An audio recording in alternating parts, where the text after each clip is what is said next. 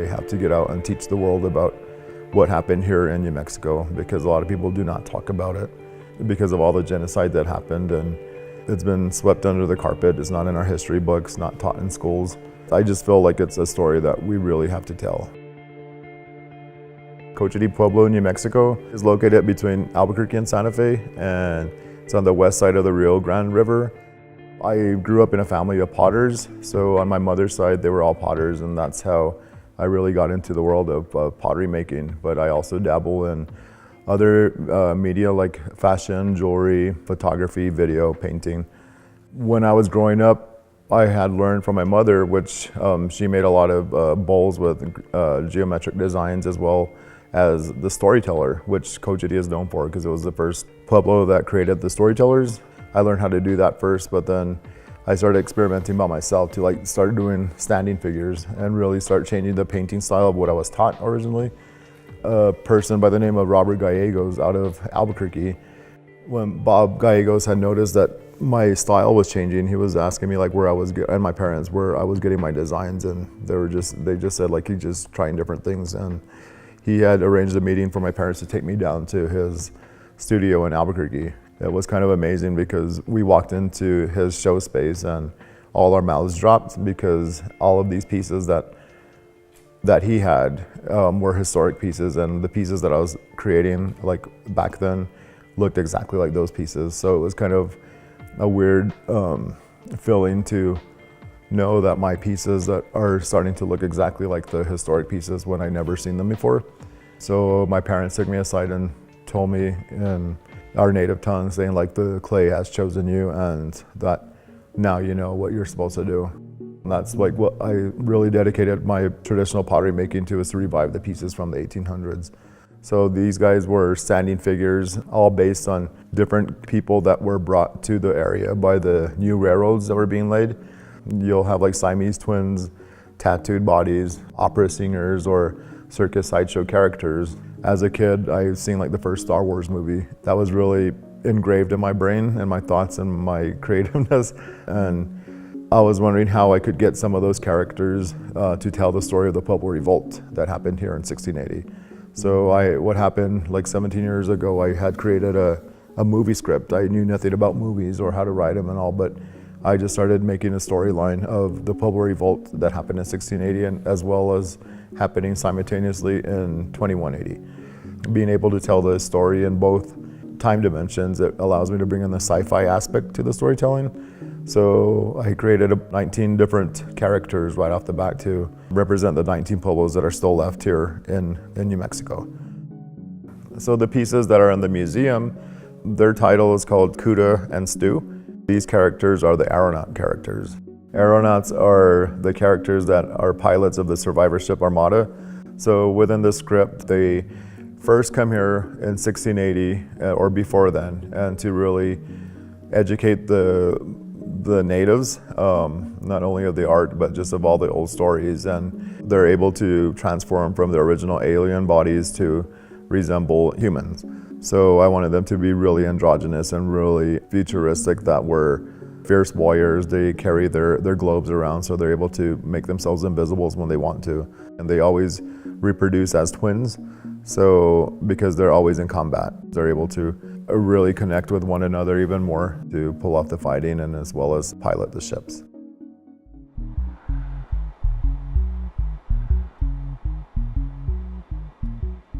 So the landscape here is real desolate, but we have certain places where we do go harvest our clay. We have to get all of my nieces and nephews together, my sisters, to go dig the clay. It's really hard to get. You have to go in the mountains and really dig it out. If nobody has cleaned it to get their clay, then that's your job to do, is to clean it and leave it nice and clean for the next person. But once you get to the pure part of the clay, it's usually damp. It just looks like dark chocolate because it's very pure. There's no sand in it or no dirt or anything else. So we do dry it out for another year. So we'll, this year's harvest will be for next year's use. We get the clay from one part of the pueblo here, and then also we have to go to another part of the mountains here to get our pumice stone, which is the timber that we use to mix with the clay. That prevents a lot of the shrinking in it and a lot of the cracking that would happen And of course you can't work with a pure clay because it's too pure and it's sticky. So we don't have a recipe exactly of like how much percentage of what material we put into it. It's just like, we just test it by running our thumb through it. When we make the pots, we start with a bowl underneath, it's called a puki. So that supports the whole bowl. I do a little piece of cotton so it won't stick to the bowl. It's by the coil and scrape method. So that's how it'll grow. You'll have to roll out coils of clay, then slowly add them to them, pinch it upward, and then scrape it again. So the older tools, like they would use gourds to scrape out the inside. The difference between sculpting a pot form and a figure form, they're still the same. It's the coil and scrape method. So I'll start with the bottom coil of what the shape of the base that I want to be. Then I'll start adding up, and then I'll start pushing out like where the legs are gonna be or what any kind of sticking out design elements will be in it. And then just keep going all the way.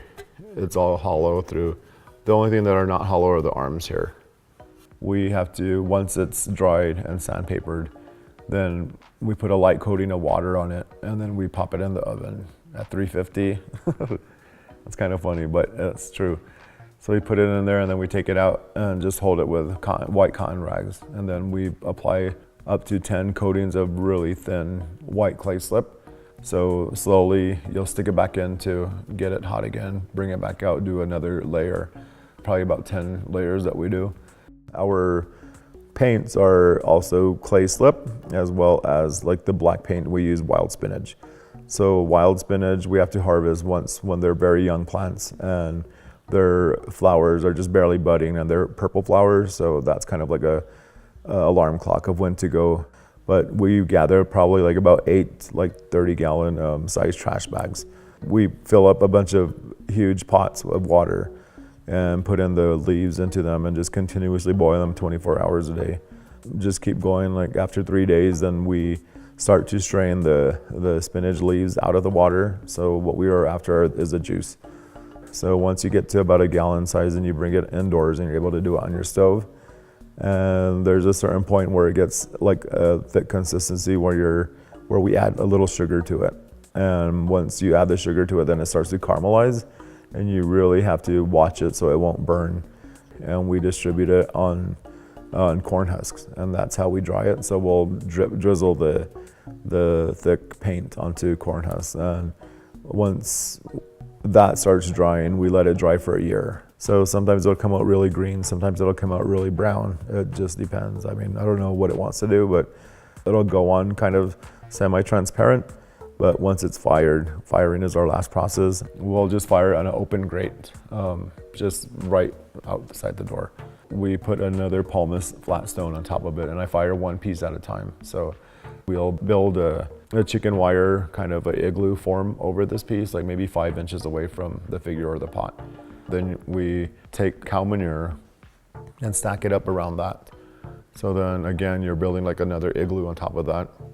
Once that is done, then we use cedar wood and aspen wood. So we'll stack that up around the cow manure, and then ignite it from all sides. So then the cow manure starts to burn, so it burns from the outside into the piece, and that is our kiln. So it'll burn from anywhere from like hour and a half to maybe 2 hours, and you really can't move the piece. You have to really protect it from the wind, because if it shakes, some of the cow manure will fall into and onto the surface, and it'll smudge the piece. After it's all done and fired, sometimes you hear a thud, and when you take off the chicken wire to reveal it, it's shattered. And it doesn't matter if there's a smudge, a fire cloud on it. If it survives the firing, we're taught to love it like a child. So a lot of different collectors that want it pure white, want it, and it's just like, I'm sorry, I'm working with traditional methods materials, so I'm gonna love it no matter how it comes out. So, it's just like it's a person. The whole process is a long process, and it's really intimidating to people that haven't done it. But I always encourage people to come watch us do it and like really try to continue the tradition, because I don't want it to ever die out.